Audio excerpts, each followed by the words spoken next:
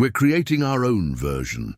The conversation pauses as Lily returns with the Peterson family, parents and two young children here for a holiday portrait. Melissa shifts smoothly into professional mode, welcoming them to the studio space, while Ellen offers refreshments. It's their new routine, this family business built around Melissa's self-taught photography skills and Ellen's organizational talents, with Lily contributing artistic direction. Later, after the Petersons leave, with promises to recommend the studio to friends, Melissa sorts through the digital images while Ellen prepares lunch. Lily sits at the kitchen counter, homework spread before her, occasionally asking Ellen for help with algebra, a grandmother-granddaughter interaction that still feels miraculous to both of them. "Mom," Lily calls toward the studio, "tell Grandma about the play." Melissa emerges, camera still in hand. "I was going to wait until dinner." "Tell me what?" Ellen pauses, sandwich makings momentarily forgotten. Melissa's expression mingles pride and apprehension. "Mrs. Caldwell is retiring this year. The drama department is doing a special production, a compilation of scenes from plays performed during her 30-year career, including your spring play from 1993, Ellen guesses. Melissa nods. "They've asked me to help direct the scene from our production, full circle, I suppose. The invitation represents more than professional recognition. It's Ridgewood acknowledging Melissa not just as the missing girl who returned, but as a woman with something valuable to contribute. After months of being a local curiosity, whispered about in grocery stores and restaurants, Melissa is reclaiming her place in the community on her own terms.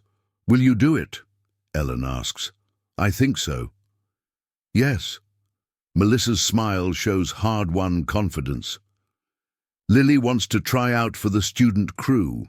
The doorbell interrupts again. Not a client this time, but Detective Mercer, now officially retired, but still involved in their lives. He brings case updates and friendship in equal measure, having been present for every step of their reintegration. "Just wanted to drop this by," he says, handing Ellen a file folder. "The final report on the Idaho case. Thought you'd want to know. Forensics confirmed the link to Kendrick. Your testimony helped close 3 cold cases, Melissa." Melissa accepts this news with quiet dignity. Her decision to testify against Kendrick and Blake, despite the personal cost of publicly reliving her trauma, stemmed from determination to prevent other abductions. The successful prosecutions have brought a measure of peace. "And Daniel?" she asks, the question inevitable whenever Mercer visits, still complying with treatment at the facility. His doctors report progress. Mercer's tone is carefully neutral. He's asked about Lily again. Melissa and Ellen exchange glances. Daniel's role in their story remains the most complicated element. Neither wholly villain nor hero, but something uniquely problematic. He had saved Melissa from Kendrick only to keep her in a different kind of captivity. Yet he had also, in his damaged way, provided protection and resources during Lily's childhood. "I'm not ready for that," Melissa decides, not for the first time. "Maybe someday, but not yet." Lily, listening from the kitchen, adds her perspective. "I still write to him sometimes. He sends sketches of birds from the hospital grounds." Her relationship with Daniel, the only father figure she'd known for 12 years, exists in its own category, distinct from her mother's experience. After Mercer departs, the 3 women settle into their afternoon routines. Ellen grades papers for the community college course she teaches. Melissa edits photos in her studio. Lily works on a school art project. Ordinary moments that feel extraordinary given the journey that brought them here. As evening approaches, they gather in the kitchen to prepare dinner together, a ritual established during their first weeks as a reunited family. Melissa chops vegetables, while Ellen sautés chicken, and Lily sets the table, the radio playing softly in the background. A news bulletin interrupts the music. Police in neighboring Lakeside County are searching for 15-year-old Caitlin Reeves. Last seen leaving drama club rehearsal yesterday afternoon? Ellen moves to change the station, but Melissa places a hand over hers. It's okay. We can listen. They stand together, 3 generations shaped by trauma, but not defined by it, as the report continues. The familiar details. Teenage girl, artistic, interests, no history of running away, echo Melissa's own story. But this time, rather than triggering only fear, the news produces a different response. Should we call Detective Mercer? Lily asks. Tell him about the similarities. Already texting him, Ellen confirms, phone in hand. Melissa reaches for her own phone. I'll contact that support network for families of missing children, the one that helped us last year. They can mobilize volunteers for the search. Their immediate practical reactions represent healing, not forgetting the past, but transforming its lessons into action. Where once there was powerlessness, now there is agency. Where there was isolation, now there is connection. Later that night, after dinner is cleared and plans made to join the search for Caitlin Reeves in the morning, Ellen finds Melissa on the back porch, gazing at stars barely visible through light pollution. I was thinking about that copy of To Kill a Mockingbird, Melissa says without preamble. The one that started everything when it showed up at the library last year. Ellen waits, giving her daughter space to continue. I read it so many times. Over the years, I think I was looking for Scout's courage, her ability to see the truth about people. Melissa's profile is thoughtful in the dim porch light. She sees both the good and evil in her town, and still chooses to stay, to make it better. Is that what you're doing?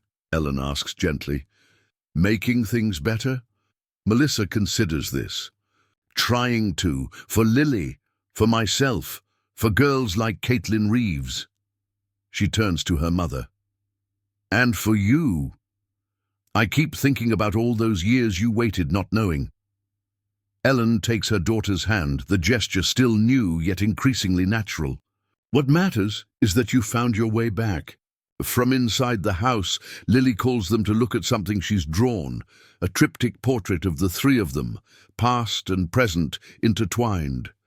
They move together toward her voice, 3 women united by blood and choice, their story neither fully tragic nor completely victorious, but authentically, imperfectly human. In Melissa's studio, a single Polaroid sits framed on the wall. Not one of Daniel's obsessive documentation photos, but a new image taken on their first day back in Ridgewood.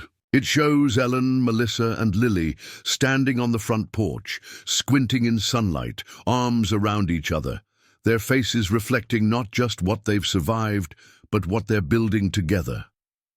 Beneath it, written in Melissa's handwriting, is a quote from the book that connected past to present. Real courage is when you know you're licked before you begin, but you begin anyway and see it through no matter what. The girl who vanished after the school play in 1993 will never fully return. But the woman who emerged from those 14 lost years has found something perhaps more valuable than simple restoration. She has discovered how to transform a broken narrative into a new story, entirely her own. That area isn't just some random patch of desert. Agent Reeves leans forward. What is it, Mr. Tillman? We called it Site 7. It wasn't on official maps, because technically it wasn't supposed to exist. Tillman's eyes dart nervously around the room. The company was primarily mining copper, but in '93 we hit something different, a vein of unusual mineral deposits alongside what appeared to be a massive cave system. And you didn't report this? Delaney asks. Tillman shifts uncomfortably. Corporate ordered us to keep it quiet. Said they were bringing in their own research team. We were told to seal the entrance and walk away. Why? Reeves presses. The official line was geological instability. But rumors spread. Some of the men who went deeper into the system reported strange effects, disorientation, missing time, equipment malfunctions. Tillman pauses. 3 researchers went in, only 2 came out. The company claimed the third man simply quit and moved away, but his personal effects were still in his locker. Delaney and Reeves exchange glances. Reeves speaks carefully. "Mr. Tillman, are you suggesting that this missing teacher might have taken 19 students into an abandoned, potentially dangerous mine?" "If he found one of the entrances, maybe. There were at least 4 access points we discovered. The main shaft we sealed with concrete, but the others, some were just covered with timber and tarps, then naturally obscured by years of sand and erosion." As Tillman marks potential entry points on their map, outside in the parking lot, a tense confrontation unfolds. A black SUV with Desert Ridge Mining's logo pulls up, and a man in an expensive suit emerges. "I'm Victor Merritt, legal counsel for Desert Ridge Mining Corporation," he announces to the officer at the perimeter. "We've been informed that you're conducting an investigation involving our property. Inside, the search planning continues, unaware of Merritt's arrival. If they did enter one of these mine shafts," Reeves says, tracing the potential routes, "why wouldn't they have come back out?" "Cave-ins are common in that system," Tillman replies, "and the sandstorm could have blocked entrances, especially if they were already partially obscured." Delaney's phone buzzes. He steps away to answer it, returning moments later with a grim expression. "We've got corporate lawyers outside demanding to speak with us. Desert Ridge Mining apparently still has active security monitoring those coordinates." "Impossible," Tillman mutters. "The place has been abandoned for decades." "Well, somebody triggered a silent alarm out there Thursday afternoon," Delaney says, "and now their legal team is very interested in our search." As Merritt is escorted into the command center, Professor Mills bursts in from the adjacent room, clutching Harlow's laptop. "I found his research notes," she says breathlessly.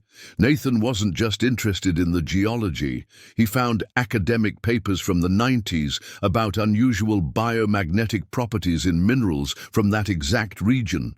Papers that were published and then mysteriously withdrawn from scientific journals." Mills places the laptop on the table, revealing dozens of saved articles and a folder labeled Site 7 Evidence.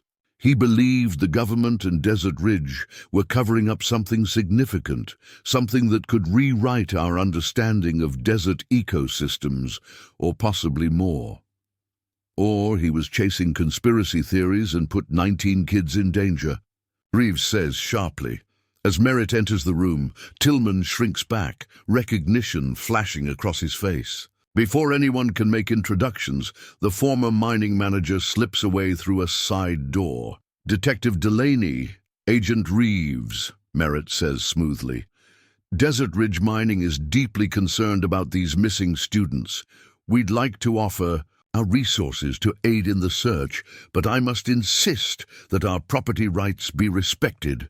"Your property rights?" Delaney repeats incredulously. "We have 21 missing people, and if they're on Desert Ridge land, our search teams will find them," Merritt replies coolly. "We have intimate knowledge of the terrain that your teams lack." "Mr. Merritt," Reeves interjects, "we have reason to believe the missing group may have entered an abandoned mine shaft on your property, a shaft that was improperly secured after operations ceased." Something flickers behind Merritt's composed facade. "That's impossible. All our sites were properly decommissioned according to federal regulations." "Then you won't object to our search teams examining the area immediately," Reeves counters. Merritt's phone buzzes. He checks it, his expression darkening. "Excuse me a moment." As he steps away to take the call, Delaney turns to Mills. "What exactly did Harlow think was down there?" Mills hesitates.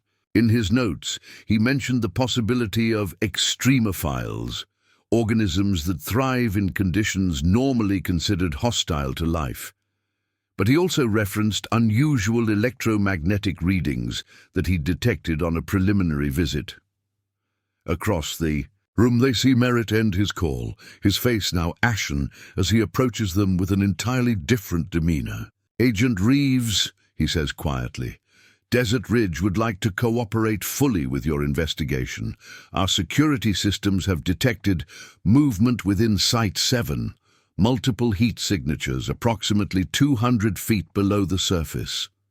"They're alive?" Delaney asks, hope rising in his voice. "For now," Merritt replies ominously. "But there's something else you need to know about Site 7. Something we've kept classified for 25 years. Dawn breaks over the Mojave as a convoy of vehicles kicks up dust along an unmarked desert road. At the head, an FBI tactical vehicle leads the way, followed by Desert Ridge mining trucks loaded with equipment. Agent Reeves rides with Victor Merritt, their earlier antagonism temporarily set aside. "In 1993, our mining operation breached a previously unknown cave system," Merritt explains, his earlier corporate polish replaced by grim efficiency. "Initial surveys suggested it was just an unusually large natural formation. Then our people began experiencing anomalies." "What kind of anomalies?" Reeves asks. "Disorientation, equipment failures, radio dead zones. The deeper they went, the more pronounced the effects." Merritt hands her a classified file. "The government got involved after the third researcher disappeared. They classified everything under national security." Reeves scans the document, her expression hardening. "This says you found evidence of non-terrestrial material. We found a chamber with walls containing an unidentified metallic compound that emitted low-level radiation and seemed to interfere with electrical equipment and possibly human cognition," Merritt clarifies. "Some speculated it might be an unusual meteorite impact site that had been covered over millennia ago." "And you left this accessible?" Reeves asks incredulously. "We sealed it as thoroughly as possible. Annual inspections confirmed the main shaft remained secure." Merritt looks troubled. "Until last month, when our security system detected an unauthorized entry. We sent a team, found nothing disturbed, assumed it was a glitch. At the site, Detective Delaney oversees the arrival of rescue equipment. The entrance is barely visible, just a dark gash in the sand-colored rock face, partially covered by collapsed timber and decades of wind-blown sand. The sandstorm might have exposed it further," Tillman suggests, now working openly with the search team, "made it visible to someone who knew what to look for." Among the rescue team is Miguel Rodriguez, brother of the missing teaching assistant. A geologist himself, Miguel examines the deteriorating support beams with professional concern. "These weren't built to last 25 years, he notes. "If they went in here, the entire tunnel system could be compromised." Inside the command trailer, parents wait anxiously as rescue preparations continue. Fatima Karim clutches her daughter's notebook, discovered in Professor Harlow's classroom. The final entry, dated the day before the trip, contains a hand-drawn map of what appears to be a cave system, with a note in Aisha's neat handwriting, "Possible bioluminescent fungal network?" Professor H thinks it could be an entirely new ecosystem. "She was so excited," Fatima tells David Chen, seated beside her. "Said Professor Harlow had promised this discovery would put every student on the trip on a fast track to any university they wanted." Chen nods grimly. "Lucas said the same thing. But he also mentioned something odd, that Harlow had them all leave their phones in a special bag before they approached the site. Said it was to protect the equipment, or to ensure no one could share their location," suggests FBI analyst Parker, who overhears them. This new detail is immediately relayed to Reeves and Delaney. By mid-morning, rescue teams have cleared the entrance enough to begin the descent.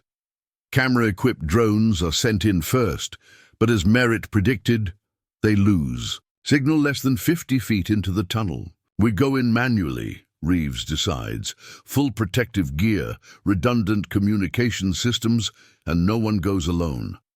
Delaney insists on joining the first team. "These are my county's kids." The initial descent team consists of Delaney, 2 FBI tactical, specialists, Miguel Rodriguez, and a Desert Ridge mining engineer named Sarah Foster, who studied the original surveys of the cave system. The main tunnel should extend approximately 800 feet before reaching the first large chamber, Foster explains as they check their equipment. From there, the system branches in multiple directions. Based on the heat signatures, we're looking at a descent of at least 200 feet. Each team member carries oxygen monitors, redundant lighting, and communication devices specially shielded against electromagnetic interference. Despite these precautions, there's tension in the air as they prepare to enter. According to Harlow's notes, Delaney says, reviewing the professor's research, he believed there was some kind of undiscovered extremophile ecosystem down there, possibly fungi or bacteria that had evolved in isolation. Organisms that could survive without sunlight aren't unusual in cave systems, Miguel adds. But what's strange is how interested Desert Ridge was in them back in the 90s. Foster avoids his gaze. Let's focus on finding survivors. As they enter the tunnel, the temperature drops noticeably. Their lights illuminate support beams, warped by time and pressure, the walls glistening with moisture. The air grows thick with the smell of wet earth and something else, metallic and unfamiliar. 50 feet in, their primary radios crackle with static. 100 feet in, the backup communications begin to fail intermittently. Just as the reports described, Foster murmurs. The tunnel gradually slopes downward, their descent measured in careful steps. Delaney notices something unusual on the ground. Footprints, many sets heading deeper, but none returning. Among them are drag marks, as if something heavy had been pulled. 200 feet in, they reach a point where the tunnel appears to have partially collapsed.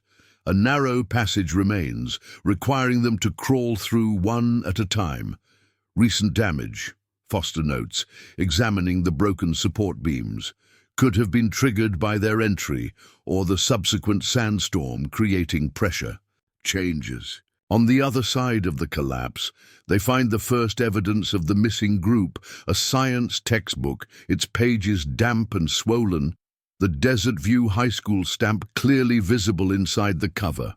They made it at least this far, Miguel says, hope edging into his voice. 300 feet in, the tunnel abruptly widens into the first chamber described in the old survey maps. Their lights cannot reach the ceiling, giving the unsettling impression of an underground sky. The walls glisten with moisture and something else, a faint, pulsing luminescence that seems to respond to their lights by dimming and brightening. In irregular patterns, bioluminescent fungi, Miguel suggests, approaching the wall, just like Aisha's notes mentioned. Don't touch anything, Foster warns sharply. Their lights illuminate the chamber floor, revealing a disturbing scene. The ground is littered with abandoned equipment, sample collection kits, notebooks, backpacks, and a video camera knocked onto its side. A trail of drag marks leads toward a tunnel on the far side of the chamber. Delaney retrieves the camera, finding it powerless despite being a new model that should have held its charge. The backpacks contain student ID cards, confirming they belong to the missing science club members. They were here, Delaney says, but something made them leave. In a hurry. As the team moves toward the tunnel indicated by the drag marks, Foster's equipment beeps a warning. Oxygen levels are fluctuating, and I'm picking up that same low-level radiation mentioned in the old reports. Miguel moves ahead, his light revealing something half-buried in the soft ground near the tunnel entrance. He kneels, carefully brushing away the dirt. It's a school bus key, he says, holding up the Desert View High School keychain. My brother had this on him. As they move into the next tunnel, the luminescence on the walls grows more pronounced, pulsing in what almost seems like patterns. The air becomes noticeably thicker, a faint humming vibration perceptible more as a sensation in their teeth and bones than an audible sound. The missing researcher in '94 reported similar conditions before he disappeared, Foster admits quietly. He said it felt like the walls were watching him. The tunnel descends more steeply now, the ground slick with moisture. Their helmet lights catch something reflective ahead, a large metallic object partially buried in collapsed earth. "That's the front end of a bus," Delaney says incredulously, quickening his pace. As they approach, the yellow paint of the school bus becomes visible, its front end crushed by fallen rock, the remainder extending into darkness. The driver's area is empty, the door forced open from the inside. Miguel rushes forward, calling his brother's name. His light reveals the bus interior, seats empty, windows intact but covered with a thin film of the same luminescent material that coats the walls. "Where are they?" he demands, voice echoing in the chamber. Delaney's light catches something beyond the bus, a narrow fissure in the cave wall, widened as if something had broken through from the other side. And beside it, written in what appears to be luminescent, fungal material pressed into the rock like finger paint, a message: "Don't follow, not what we thought. It's awake." "What does that mean, it's awake?" Agent Reeves demands, her voice tense through the failing radio connection. The rescue team's discovery of the bus and the ominous message has escalated the operation from search and rescue to potential crisis. "Unknown," Delaney responds, the transmission breaking up. "But we've found evidence the group survived the initial bus crash. They appear to have proceeded deeper, through a fissure in the wall." "Say again." "You're breaking up," Reeves replies. The radio emits only static now. Inside the cave, Delaney turns to Foster. "How much further can these tunnels go?" "The original surveys never mapped beyond this point," she admits. "This fissure wasn't on any of our charts." Miguel examines the opening. "It's been widened recently, and look," he points to scratch marks on the stone. "They used tools to enlarge it. They went through deliberately." Delaney studies the bus interior more carefully. The seats contain abandoned backpacks, some personal items, but notably absent are any scientific tools or collection equipment. "They took their research gear with them," he observes. "Even after the crash, whatever Harlow came to study, he was determined to reach it." Foster runs her radiation detector along the fissure edges. "Levels are higher here, and there's something else." She produces a more sophisticated device from her pack. "Electromagnetic readings are off the charts. This isn't just unusual, it's unprecedented for a natural formation." "Is it dangerous?" Delaney asks. "Not immediately life-threatening," Foster hedges, "but prolonged exposure could cause the disorientation and perception issues described in the original reports." Miguel has already begun squeezing through the fissure. "My brother is through there. Rodriguez, wait!" Delaney calls, but the geologist has already disappeared into the gap. With little choice, the team follows, one by one, navigating the narrow passage. The fissure extends approximately 15 feet before opening into a space unlike anything in the documented cave system. They emerge onto a narrow ledge overlooking a vast chamber that drops away beneath them. Their lights cannot penetrate the full depth, creating the vertigo-inducing sensation of standing at the edge of an abyss. The walls pulse with intensified bioluminescence, patterned in complex, almost mathematical formations that seem to shift, subtly even as they watch. "My God," Foster breathes. "This is what the company was hiding." Carved into the rock face is a crude stairway leading down. Fresh marks in the stone suggest recent use, and a thin rope has been secured as a handrail. "They went down there," Miguel says, already moving toward the stairs. "Wait," Foster cautions, checking her equipment. "Oxygen levels are stable, but there's something else in the air. Spores, maybe, from whatever organism is creating the luminescence." Delaney keys his radio, receiving only static in response. "We're completely cut off down here." The decision weighs heavily. Protocol would demand they retreat and report, but 21 lives hang in the balance, and the evidence suggests the missing group continued downward voluntarily, at least initially. We proceed with extreme caution, Delaney decides. Foster, you take point with the detection equipment. I'll follow, then Miguel. Tactical team, secure our exit route and prepare evacuation options. The descent is harrowing. The stairs are little more than shallow indentations in the rock, the drop beside them disappearing into darkness. The luminescence grows brighter. As they descend, pulsing in what increasingly seems like coordinated patterns rather than random fluctuations. Halfway down, Foster stops abruptly. There's movement below, multiple heat signatures. They kill their lights, allowing the natural bioluminescence to provide dim illumination. In the ghostly blue-green glow, they can make out a level area, perhaps 100 feet below. Figures move about purposefully, their forms distorted by distance and the unusual light. That's them, Miguel whispers excitedly. That has to be them. Before Delaney can respond, one of the figures below stops and looks up directly toward their position, despite the darkness that should hide them. A moment later, all movement below ceases. They've spotted us, Delaney murmurs.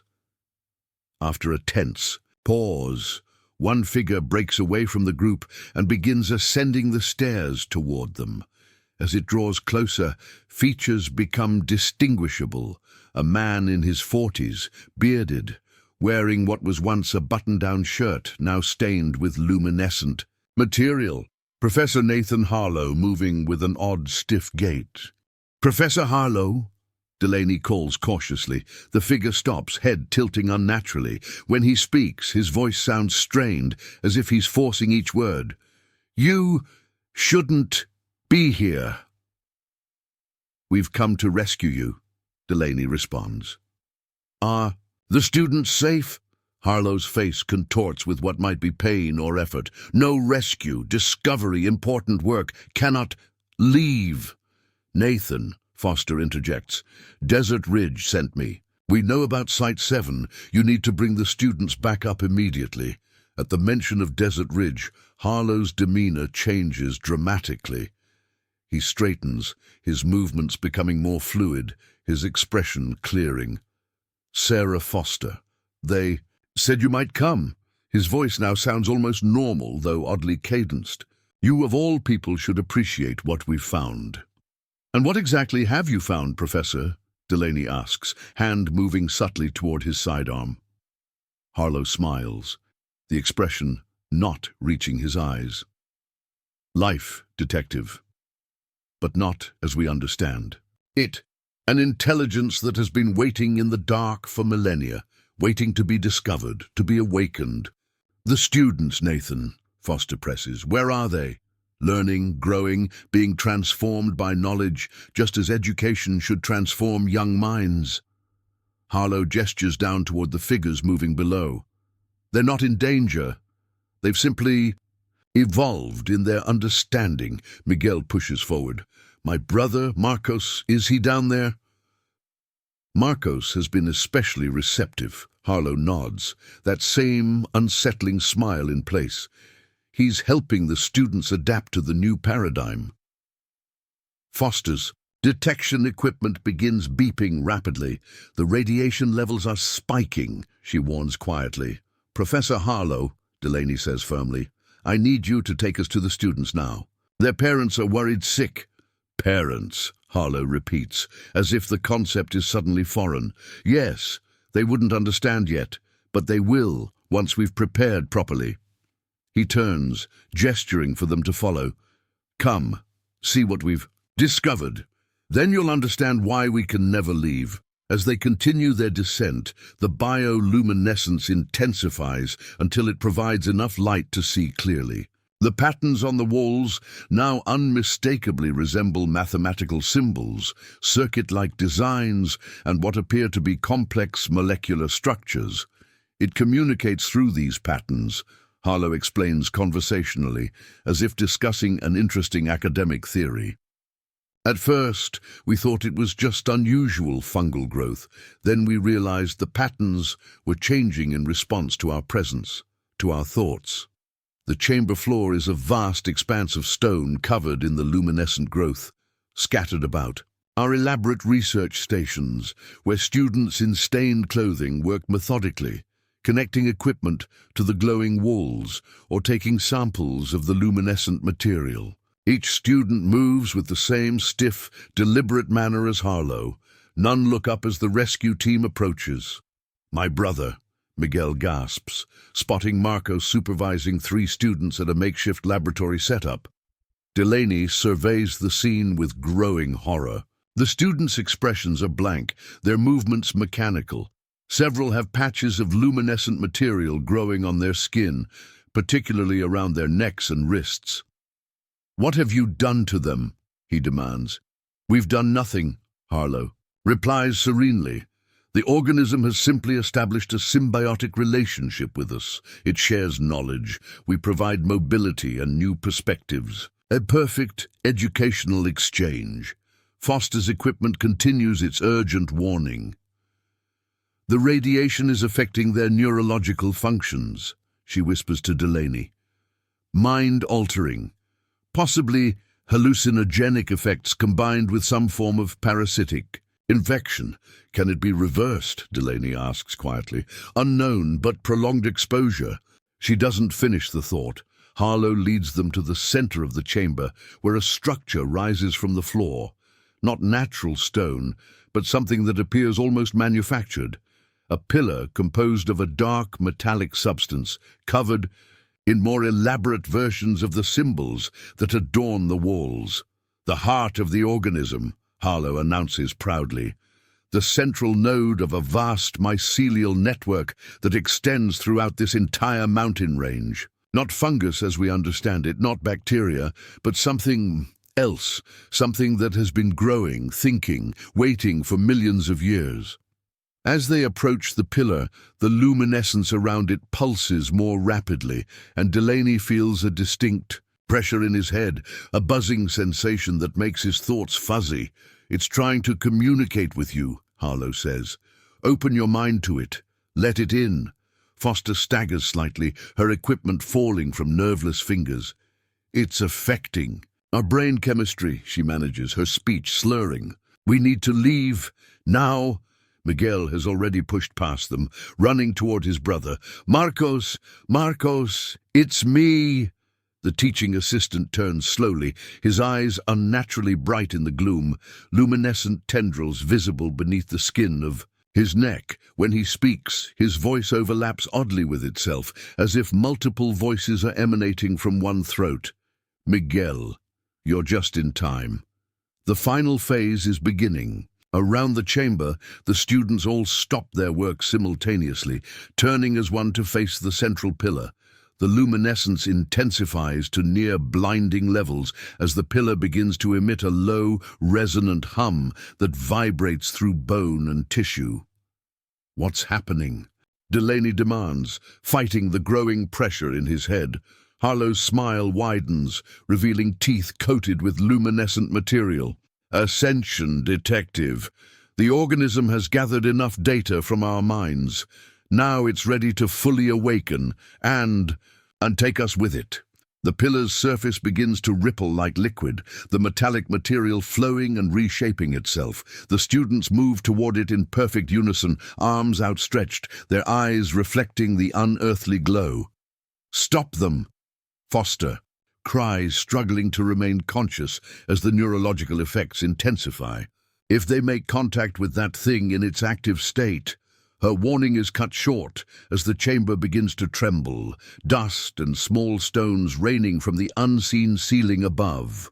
The pillar's hum rises to a painful pitch, and the bioluminescence pulses in perfect synchronization with it. Delaney draws his weapon, no longer certain what threat he's facing or how to combat it. "Harlow, call them off! Whatever this is, it's destabilizing the entire cave system." But the professor only laughs, the sound distorted and inhuman. "Not destabilizing, detective. Transforming. The chrysalis is breaking, and we will all be reborn. Above ground. The rescue operation has transformed into crisis management." Agent Reeves paces the command trailer, frustrated by the loss of communication with the descent team. Seismic sensors placed around the site have begun detecting unusual vibrations emanating from deep below. These readings don't match any normal geological activity, says Dr. Jensen, the USGS scientist hastily flown in from Las Vegas. It's almost as if something down there is resonating. Victor Merritt's facade of corporate composure has completely crumbled. He huddles with a group of Desert Ridge executives who arrived via helicopter 20 minutes earlier. This is precisely what the 1994 protocols were designed to prevent, one says in hushed tones. If the central node has been activated, we don't know that yet, Merritt interrupts, glancing nervously at the FBI personnel nearby. In the parents' area, the mood has shifted from anxious hope to dread as hours pass without news. Fatima Karim sits quietly, turning her daughter's notebook pages. Something catches her attention, a series of symbols Aisha had copied, labeled recurring patterns in Professor H's rock samples. She approaches Dr. Jensen, showing him the notebook. My daughter drew these before the trip. Are they significant? Jensen studies the symbols, his expression grave. These resemble patterns found in certain slime mold communications, but far more complex. He looks up sharply. Where did she see these? Professor Harlow showed the club samples he'd collected from previous visits, Fatima explains. Jensen immediately takes the notebook to Reeves. We may have a bigger problem than we realized. These patterns suggest the organism Harlow discovered isn't just bioluminescent. It's potentially exhibiting signs of distributed intelligence. Like a slime mold? Reeves asks, skeptically. More advanced, much more advanced. Jensen points to the seismic readings. And whatever it is, it's becoming more active. Inside the cave, Delaney fights against the disorienting effects of the organism's emissions, struggling to focus on the immediate threat. The students continue their trance-like approach toward the transforming pillar, now a writhing column of metallic liquid shot through with brilliant pulses of light. We need to get these kids out now, he shouts to Foster, who struggles to stand, her face pale with effort. The spores, she gasps. They're affecting neurotransmitter functions. Extended exposure leads to permanent integration. Miguel has reached his brother, grabbing him by the shoulders. Marcos, snap out of it! For a brief moment, something like recognition flickers in the teaching assistant's eyes. Miguel, you shouldn't be here. It's in our heads, all our heads. He grimaces, fighting some internal battle. The longer you stay, the harder to resist. Fight it, Miguel urges. Help us get the students out. Marcos shakes his head, luminescent. Tears tracking down his cheeks. Too late for me. Maybe not for them. The connection is newer, weaker. He presses something into Miguel's hand. A syringe. Naloxone. Counteracts the neurological effects temporarily. Enough for 3, maybe 4 people. Delaney joins them, supporting Foster, who can barely stand. We need to move, now.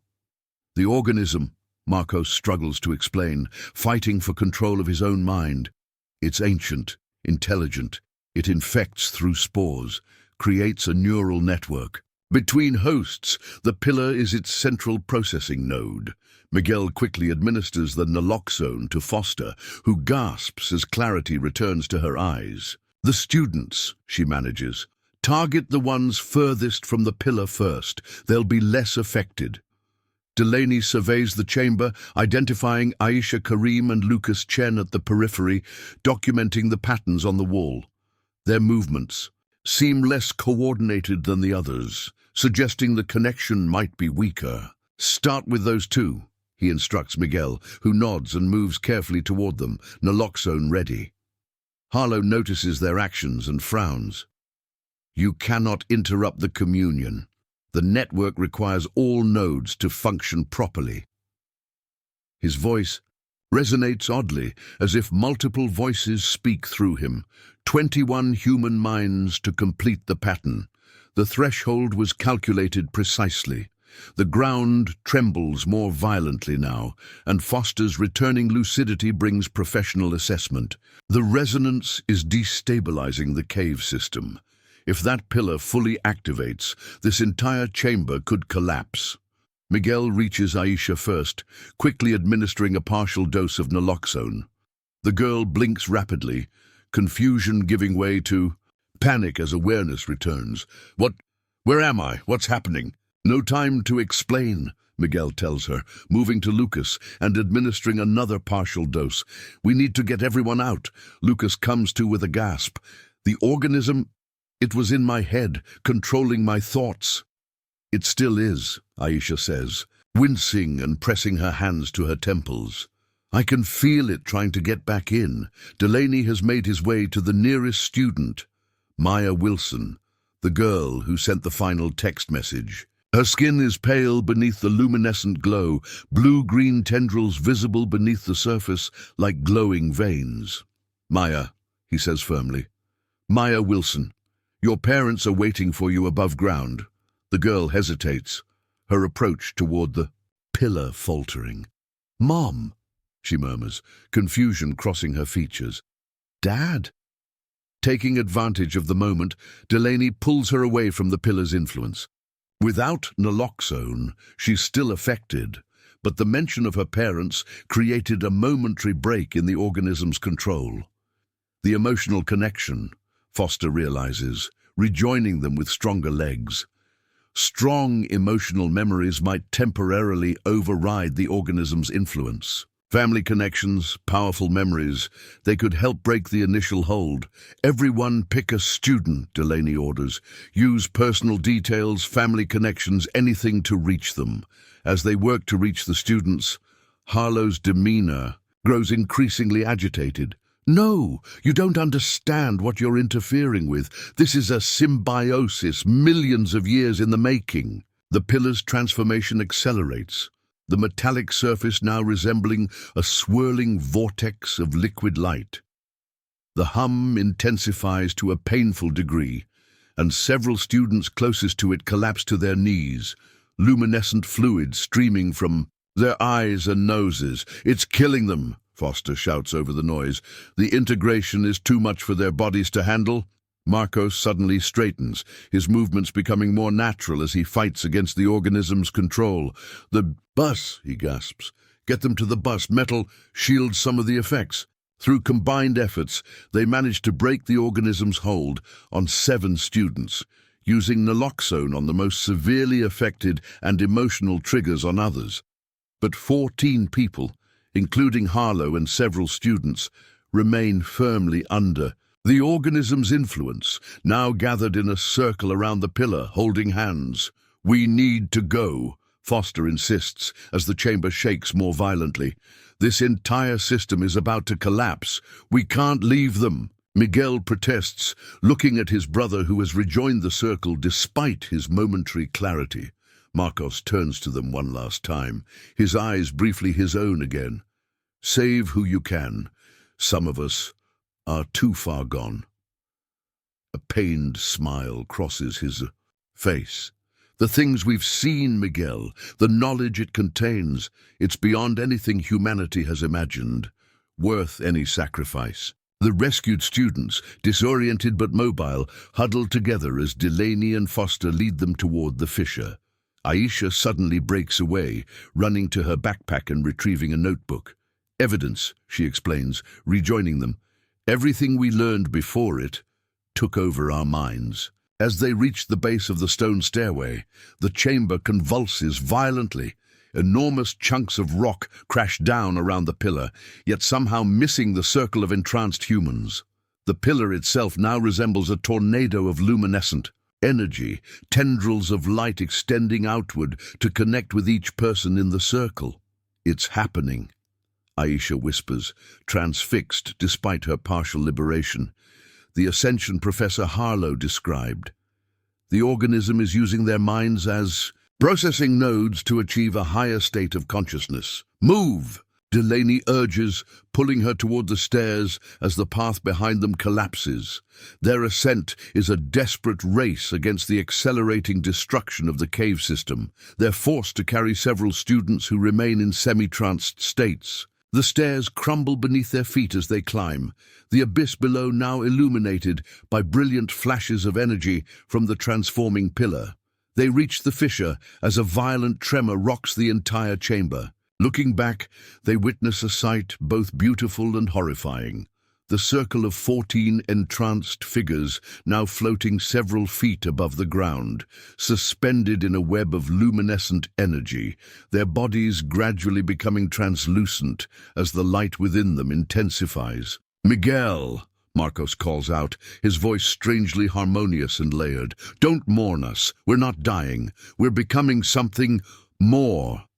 As they squeeze through the fissure one by one, carrying the semi-conscious students, the thunderous sound of collapse follows them. The FBI tactical team waits on the other side, having returned after communications failed. "Move! The whole system is coming down!" Delaney shouts. They race through the tunnel toward the bus, the ground heaving beneath them. Foster pauses just long enough to place a small device on the cave wall, a seismic charge from her Desert Ridge equipment pack. "What are you doing?" Delaney demands. "Containment protocol," she answers grimly.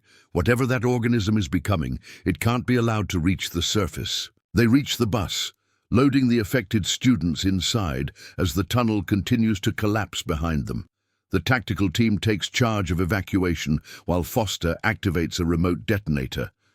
"Everyone clear!" she shouts. The explosion is precisely calculated, bringing down a key section of tunnel between them and the fissure. The collapse continues beyond the demolition point, a chain reaction consuming the path back to the chamber. In the bus, Aisha sits quietly, staring at her hands, where faint traces of luminescence still glow beneath her skin.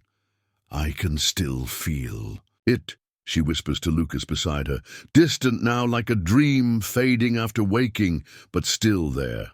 Lucas nods, his expression haunted. "The things it showed us. Do you think anyone will believe us?" Aisha clutches her notebook. "They'll have to, because it's not over." As if in response to her words, a final massive tremor shakes the tunnel, so powerful that dust and small rocks rain down on the bus. For a moment, the vehicle's electronics flicker wildly, the metal exterior vibrating with an unearthly resonance. Then silence. Deep, absolute silence. "We need to move," Delaney orders, helping Foster into the bus. "This whole place could still come down." As they navigate the treacherous path back toward the entrance, Miguel sits beside Aisha, examining her notebook. "My brother," he says quietly. "What exactly happened to him? To all of them?" Aisha opens her notebook to a page covered in the strange symbols. "Professor Harlow believed the organism evolved in isolation for millions of years, developing a form of distributed intelligence through its mycelial network. But it was dormant, dreaming, until our electromagnetic equipment woke it." She traces the symbols with a finger that still faintly glows. "It was lonely. That's the feeling that came through most strongly. Millions of years alone in the dark." "And now?" Miguel asks.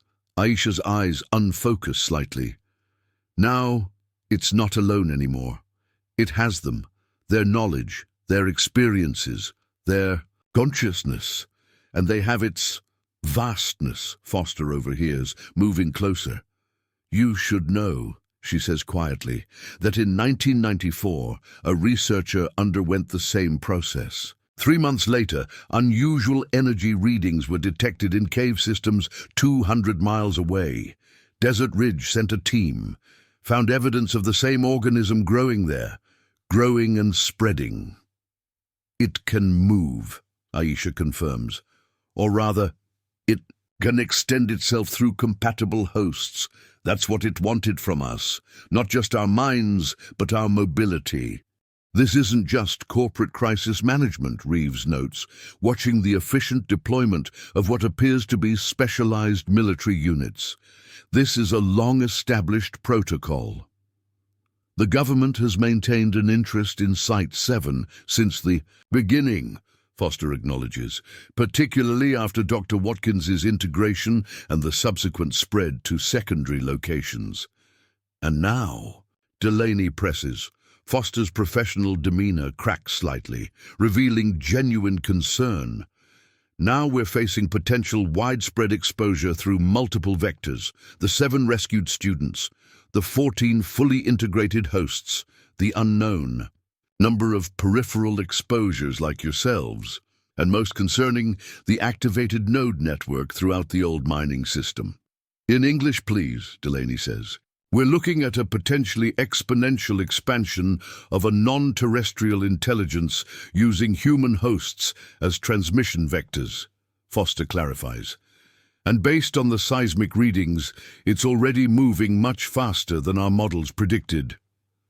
Miguel stares at her. Non-terrestrial, you're saying this thing is alien. Origin unknown, Foster corrects. But its cellular structure and propagation methods don't match any known terrestrial organism. The working theory since 1994 has been that the original spores may have arrived via meteorite impact millions of years ago, then evolved in isolation until our mining operation disturbed it. The conversation halts as a new helicopter lands, bearing insignia unfamiliar to Delaney. From it emerges a slender woman in her 60s, white-haired and wearing an impeccable suit, despite the desert heat. Desert Ridge executives rush to meet her with deference that borders on fear. Dr. Eleanor Vaughan, Foster identifies her. She led the original research team in '93, the one that lost Dr. Watkins to the organism. I thought all those researchers were dead, Reeves says. That was the official story, Foster admits. Easier than explaining why they all required lifelong monitoring and containment. As they watch, Dr. Vaughan consults a tablet presented to her, her expression growing increasingly grave. She turns toward the medical screening facility, and even at a distance, her command is clear as staff scramble to comply with whatever directive she's issued. Inside, technicians rush to prepare additional doses of the neural suppressant. Dr. Vaughan has ordered maximum protocol implementation, one explains, filling syringes with practiced efficiency. Everyone with confirmed exposure receives the full treatment regimen. What exactly does that entail? Delaney asks, suddenly. Wary. Neural pathway disruption to prevent further integration, the technician explains. Some memory loss is expected, particularly of events directly connected to the exposure. You're going to make us forget what we saw down there, Miguel realizes.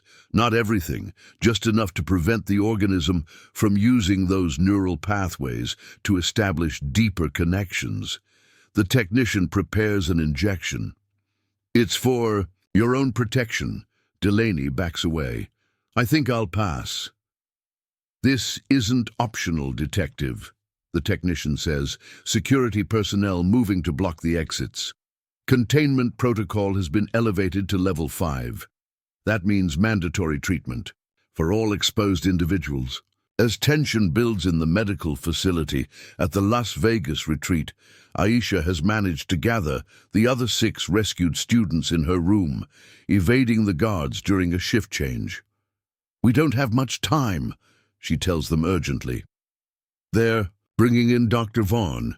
She'll implement the full suppression protocol, the same one they used on the original research team. What does that mean for us? Maya Wilson asks, the luminescent traces beneath her skin pulsing with her anxiety. They'll use drugs and targeted electromagnetic pulses to destroy the neural connections the organism has established, Lucas explains. It will leave gaps in our memories, potentially cause permanent cognitive damage, but it will stop. This, right? Another student asks, holding up hands that faintly glow in the dim light. Aisha shakes her head. Based on what I can access from the collective knowledge, the 1994 treatment was only partially effective. The connections were weakened but never fully broken. The original researchers spent the rest of their lives in a facility in North Dakota, experiencing periodic reactivations whenever the organism reached sufficient strength to re-establish contact. So we're looking at lifelong quarantine, Maya says bleakly. Unless we find another option, Aisha counters, opening her notebook, to pages of complex equations and biological diagrams. Before I fully broke free of the direct control, I managed to document the organism's basic structure and propagation methods. With our combined knowledge, we might be able to develop a more effective countermeasure. Or, Lucas suggests quietly, we embrace the connection but maintain our autonomy. Find a balance between integration and independence. The others stare at him. That's insane, one says. That thing tried to absorb us. No, Aisha says thoughtfully. Lucas might be right. The organism doesn't inherently want to consume consciousness. It wants to connect consciousness. The total absorption we witnessed was the result of Professor Harlow's approach. He surrendered completely instead of establishing boundaries. You're suggesting we could negotiate with it? Maya asks incredulously. I'm suggesting we might be able to establish a symbiotic relationship rather than allowing either complete integration or complete suppression, Aisha clarifies. But we'd need to act quickly before Dr. Vaughan implements the suppression protocol. As they debate their limited options, the retreating sun casts long shadows across the desert where it all began. Beneath the surface, tons of collapsed rock separate the outside world from what was once the organism's central chamber. But through the extensive mining tunnel network, tendrils of luminescent growth have already begun to spread, carrying with them the combined consciousness of 14 human minds now transformed into something neither fully human nor fully other. A hybridized intelligence expanding with purpose. And in the minds of 7 teenagers gathered in a corporate medical facility, the faint but persistent connection to that consciousness grows stronger with each passing hour, carrying whispers of a transformation still unfolding deep beneath the desert sands.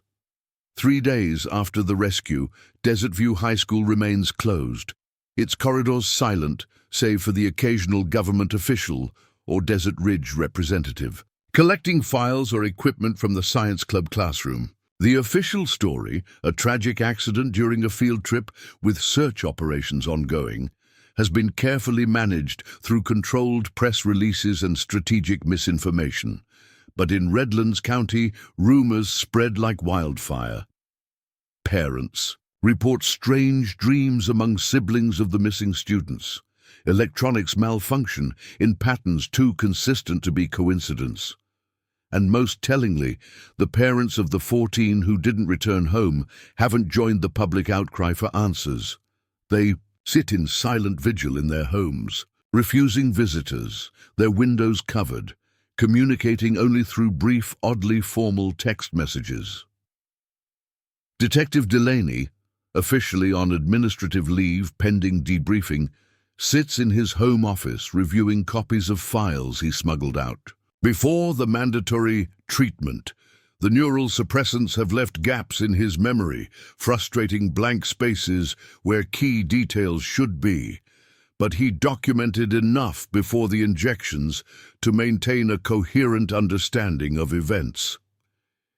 His phone rings, Miguel Rodriguez calling from an unlisted number. "They're watching my apartment," Miguel says without preamble. 2 unmarked cars, rotating shifts. "Same here," Delaney confirms. "How much do you remember?" "Enough," Miguel answers grimly. "The treatment wasn't as effective on me, possibly, because of my exposure to the naloxone counteragent. I've been piecing things together through research. Did you know Desert Ridge Mining has connections to 12 research facilities? This isn't just corporate crisis management," Reeves notes, watching the efficient deployment of what appears to be specialized military units. This is a long-established protocol. The government has maintained an interest in Site 7 since the beginning, Foster acknowledges, particularly after Dr. Watkins's integration and the subsequent spread to secondary locations. And now, Delaney presses, Foster's professional demeanor cracks slightly, revealing genuine concern. Now we're facing potential widespread exposure through multiple vectors. The 7 rescued students, the 14 fully integrated hosts, the unknown number of peripheral exposures like yourselves, and most concerning, the activated node network throughout the old mining system. In English, please, Delaney says. We're looking at a potentially exponential expansion of a non-terrestrial intelligence using human hosts as transmission vectors, Foster clarifies. And based on the seismic readings, it's already moving much faster than our models predicted. Miguel stares at her. Non-terrestrial? You're saying this thing is alien? Origin unknown, Foster corrects. But its cellular structure and propagation methods don't match any known terrestrial organism. The working theory since 1994 has been that the original spores may have arrived via meteorite impact millions of years ago, then evolved in isolation until our mining operation disturbed it. The conversation halts as a new helicopter lands, bearing insignia unfamiliar to Delaney. From it emerges a slender woman in her 60s, white-haired and wearing an impeccable suit despite the desert heat. Desert Ridge executives rush to meet her with deference that borders on fear. Dr. Eleanor Vaughan, Foster identifies her. She led the original research team in '93, the one that lost Dr. Watkins to the organism. I thought all those researchers were dead, Reeves says. That was the official story, Foster admits. Easier than explaining why they all required lifelong monitoring and containment. As they watch, Dr. Vaughan consults a tablet presented to her, her expression growing increasingly grave. She turns toward the medical screening facility, and even at a distance, her command is clear as staff scramble to comply with whatever directive she's issued. Inside, technicians rush to prepare additional doses of the neural suppressant. Dr. Vaughan has ordered maximum protocol implementation, one explains, filling syringes with practiced efficiency. Everyone with confirmed exposure receives the full treatment regimen. What exactly does that entail? Delaney asks, suddenly wary. Neural pathway disruption to prevent further integration, the technician explains. Some memory loss is expected, particularly of events directly connected to the exposure. You're going to make us forget what we saw down there, Miguel realizes. Not everything, just enough to prevent the organism from using those neural pathways to establish deeper connections. The technician prepares an injection. It's for your own protection, Delaney backs away. I think I'll pass. This isn't optional, detective, the technician says, security personnel moving to block the exits. Containment protocol has been elevated to level 5. That means mandatory treatment for all exposed individuals. As tension builds in the medical facility at the Las Vegas retreat, Aisha has managed to gather the other 6 rescued students in her room, evading the guards during a shift change. We don't have much time, she tells them urgently. They're bringing in Dr. Vaughan. She'll implement the full suppression protocol, the same one they used on the original research team. What does that mean for us? Maya Wilson asks. The luminescent traces beneath her skin, pulsing with her anxiety. They'll use drugs and targeted electromagnetic pulses to destroy the neural connections the organism has established, Lucas explains. It will leave gaps in our memories, potentially cause permanent cognitive damage. But it will stop. This, right? Another student asks, holding up hands that faintly glow in the dim light. Aisha shakes her head. Based on what I can access from the collective knowledge, the 1994 treatment was only partially effective. The connections were weakened, but never fully broken.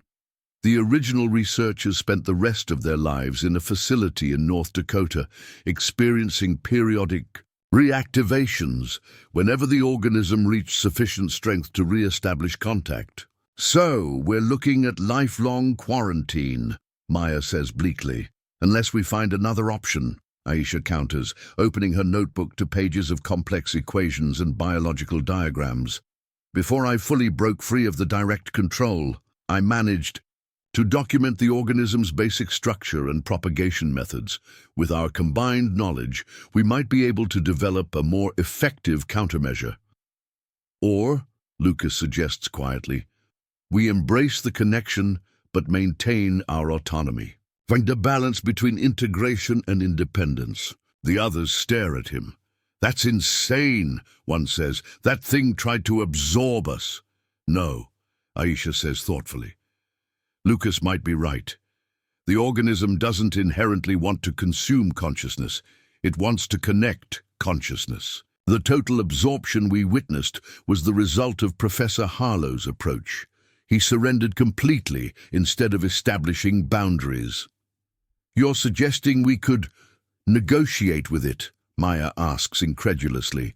"I'm suggesting we might be able to establish a symbiotic relationship rather than allowing either complete integration or complete suppression," Aisha clarifies. "But we'd need to act quickly before Dr. Vaughan implements the suppression protocol."